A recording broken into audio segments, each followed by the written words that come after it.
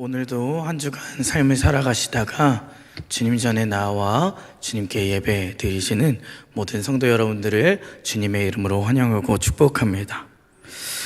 오늘 저희가 읽은 이 베드로전서라는 책은요, 이름에서 볼 수 있듯이 사도 베드로가 적은 서신입니다. 소아시아 여러 지역에 흩어져 살아가는 성도 공동체에 보낸 서신인데요, 당시 이 로마 제국의 환경은 황제를 숭배하는 것을 강요하고 있던 상황이었고요.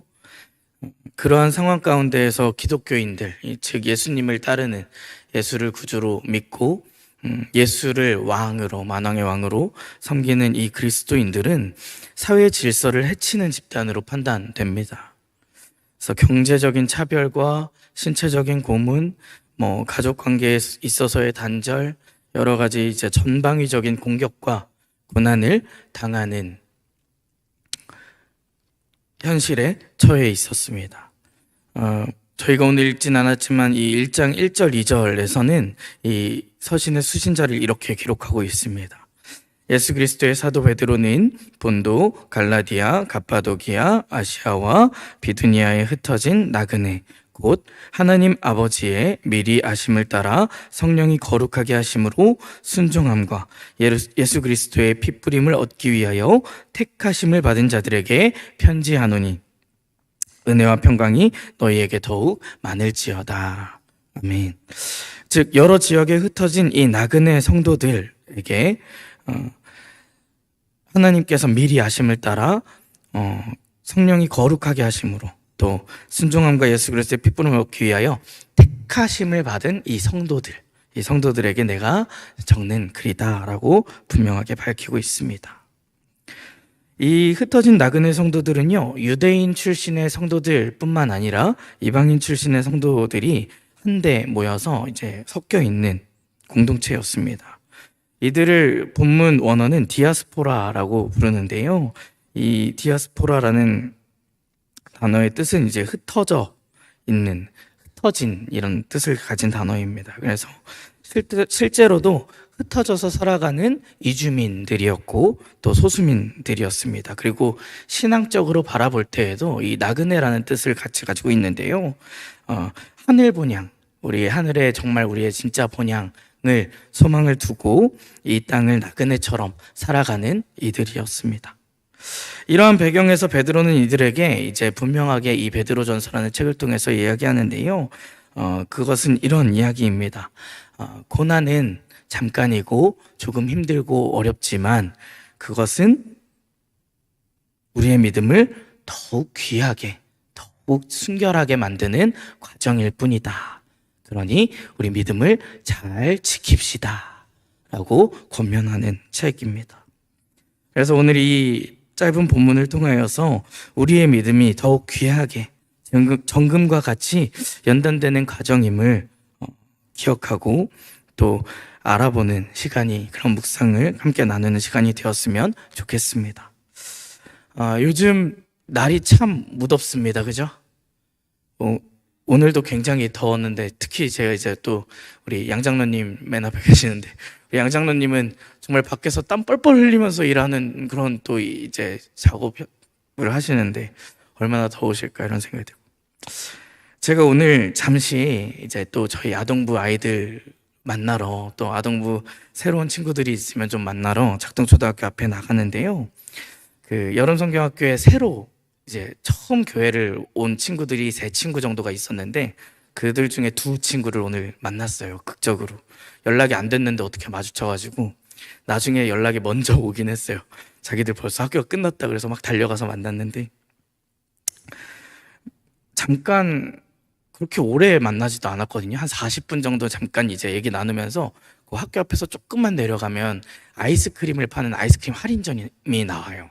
그래서 아이스크림 할인점에 가서 아이들 아이스크림을 사주고 같이 아이스크림 먹으면서 잠깐 얘기 나누고, 성경학교 때 저희가 특별 매점을 성경학교 안에서 운영을 했는데 그 성경학교의 그 매점의 화폐가 조개 껍데기였어요. 조개 껍데기들을 아이들에게 이렇게 선물로 막 예배 태도가 좋으면 활동을 잘하면 막 이렇게 주면서 그걸로 조개 한 개짜리 과자, 뭐 두 개짜리 젤리, 뭐 한 개짜리 스티커 뭐 이렇게 사는 그런 활동을 했거든요. 근데 그 두 친구 중에 한 친구가 토요일에 열심히 조개를 벌어놓고 주일에 안 왔어요.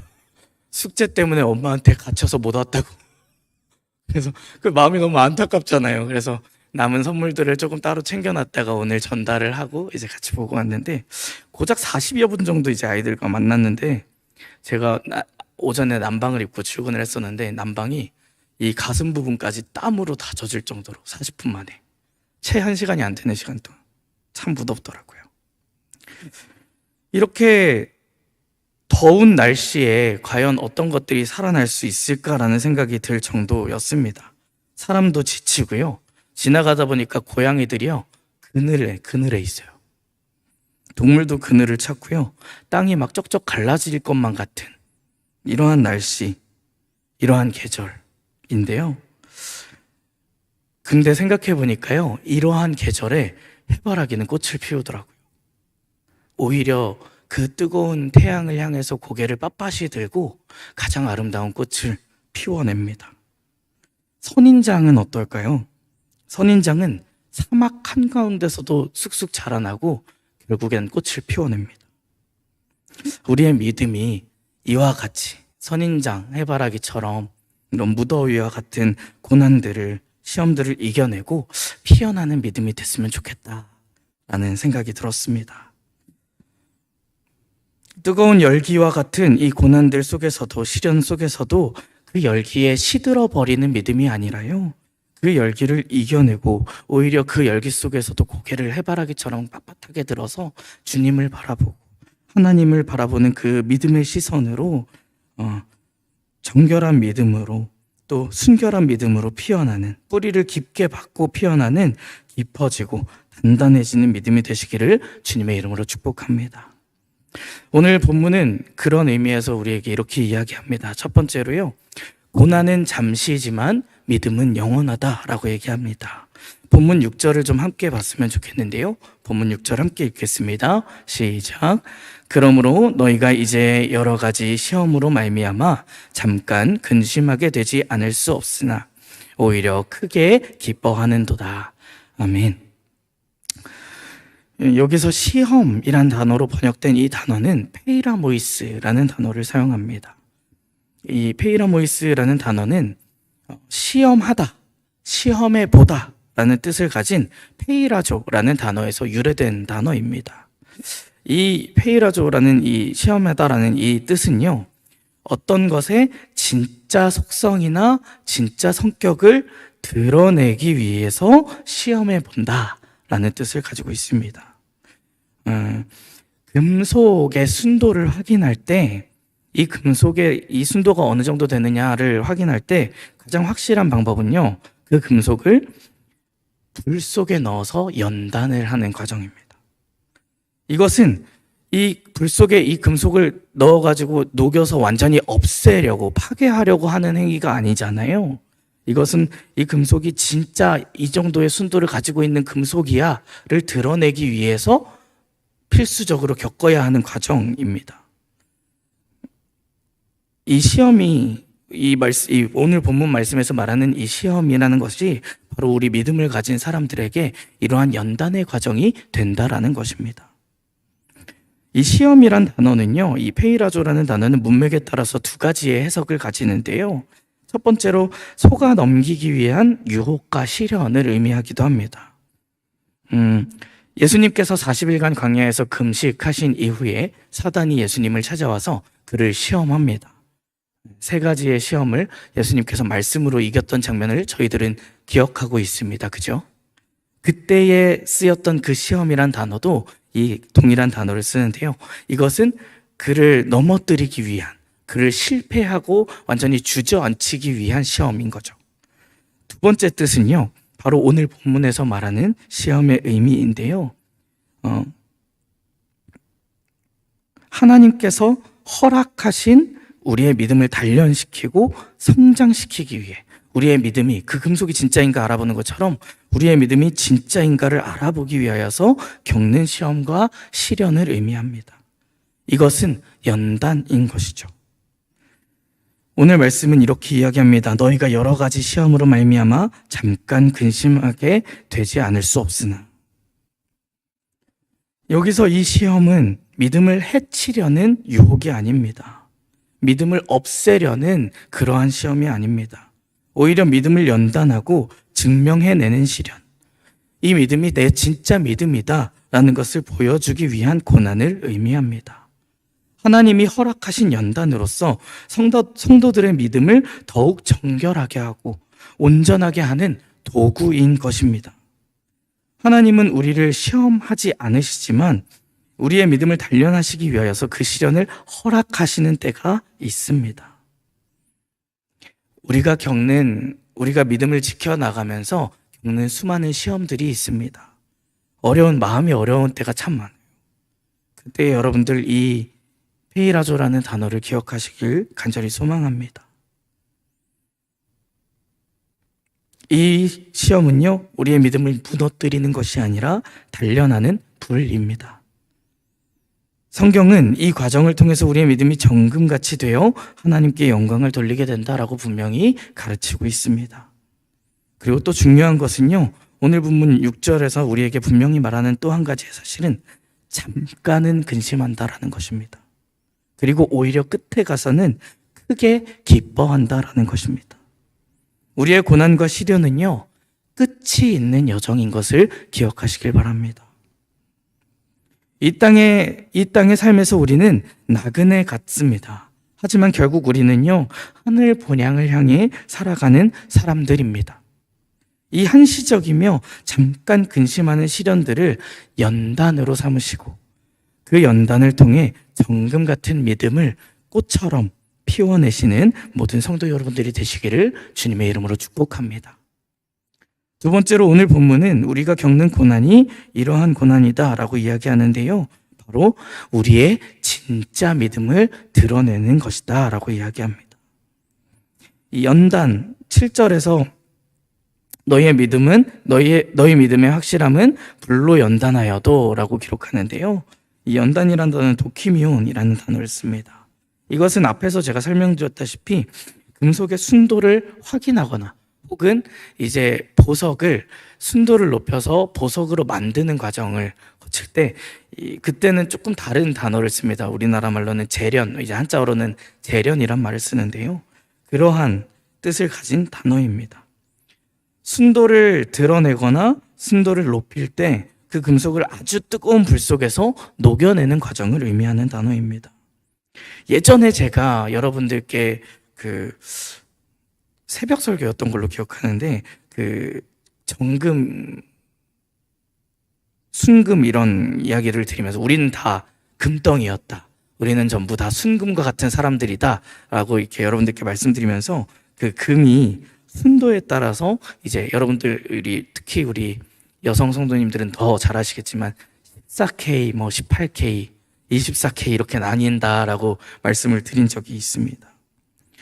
그 금광석들이 그 불 속에 들어가서 연단되어져서 재련되어서 불순물을 녹여내는 과정, 그 불순물을 빼내는 그 불 속에 녹아드는 그 과정이 없으면 14K, 18K 그 아름다운 그 금으로 나올 수 없다라는 것입니다. 그 불의 연단이 없다면 금은 그저 불순물이 가득한 돌덩이일 뿐입니다. 전혀 상품 가치가 없습니다.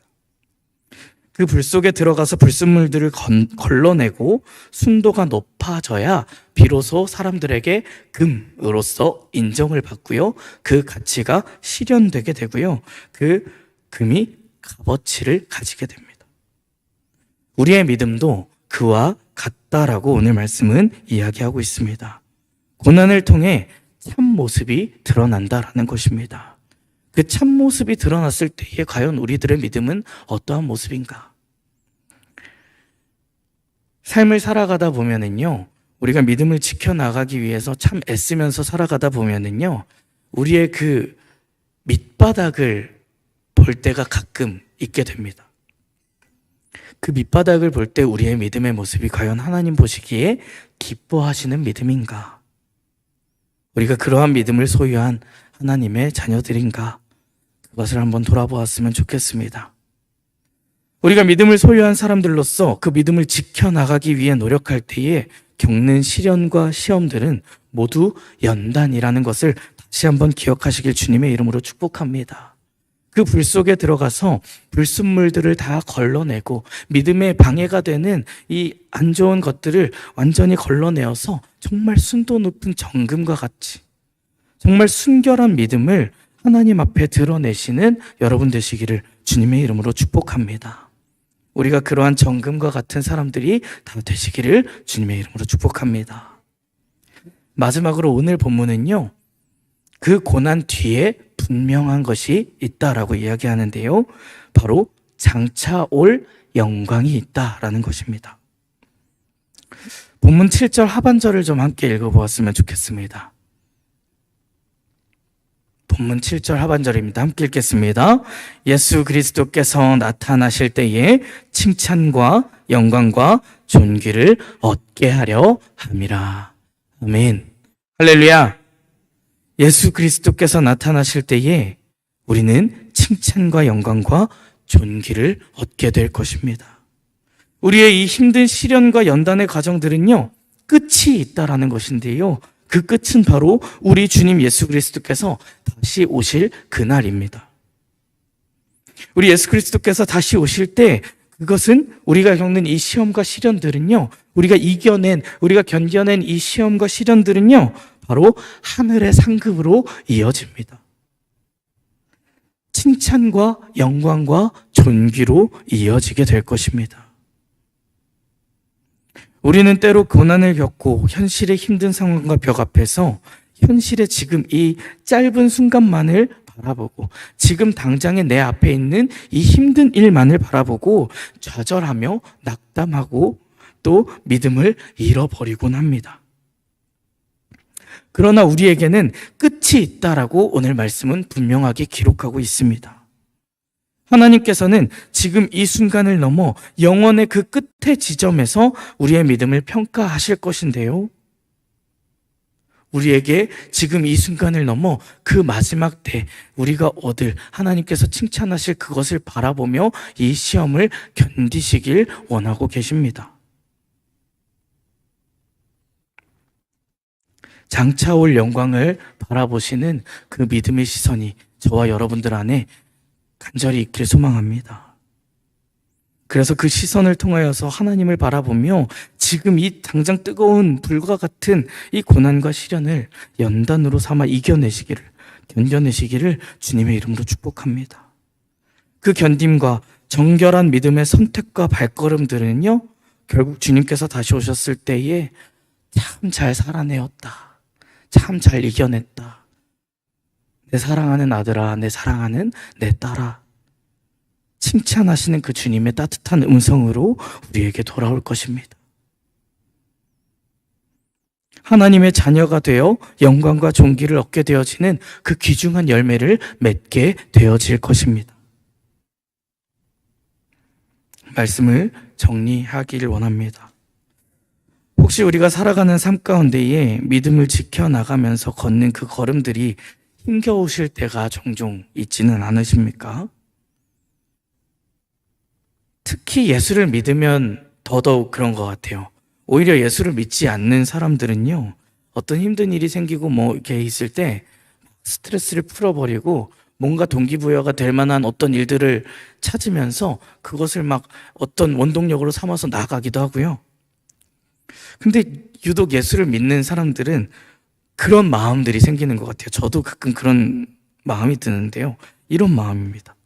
나는 예수를 믿고, 나는 예수를 만났고, 나는 교회도 잘 다니고 예배도 착실하게 드리고 정말 교회에 헌신하며 노력도 하고 막 내가 할 수 있는 것들을 막 드려가지고 하나님께 드리고 막 이웃에게 베풀고 사랑을 어떻게든 막 하려고 하는데 왜 나한테 이런 일들이 생기지? 왜 나한테 하나님은 이런 일들을 허락하시지?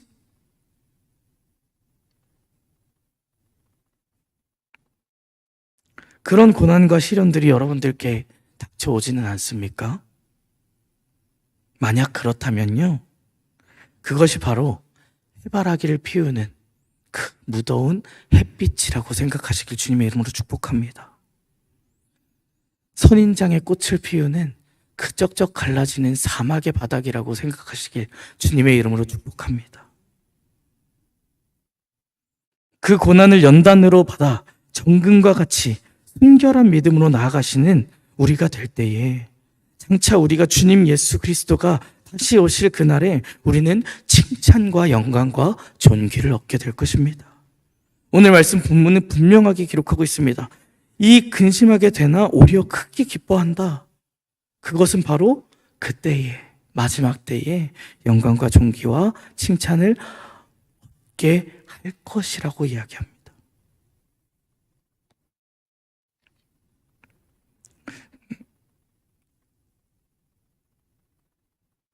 우리가 그 칭찬과 영광과 존귀를 얻게 될 것을 분명히 믿는 믿음으로 나아가시는 성도 여러분들이 되시기를 주님의 이름으로 축복합니다. 네, 제가 보통 설교를 이렇게 시작할 때 여러분들께 항상 하던 것이 있었는데 오늘 그냥 넘어갔잖아요. 그죠? 뭔지 아시죠? 예, 인사를 안 했어요. 양옆 사람과 앞뒤 사람과. 이 순간을 위해서 제가 꼭 참았습니다. 우리 이 시간 양옆에 계신 분들, 또 앞뒤에 계신 분들과 이렇게 좀 고백해 보았으면 좋겠는데요. 이렇게 저를 한번 따라서 고백해 보았으면 좋겠습니다. 정금 같은 믿음으로 피어납시다. 이렇게 최소 3분 이상 눈을 맞추고 한번 해볼까요? 시작. 정금 같은 믿음으로 피어납시다. 3분 이상 정금 같은 믿음으로 피어납시다. 정금 같은 믿음으로 피어납시다. 여러분들이 정금 같은 믿음으로 나아가시며, 이번에 저희 아동부 여름성경학교의 주제가 믿음으로였는데요.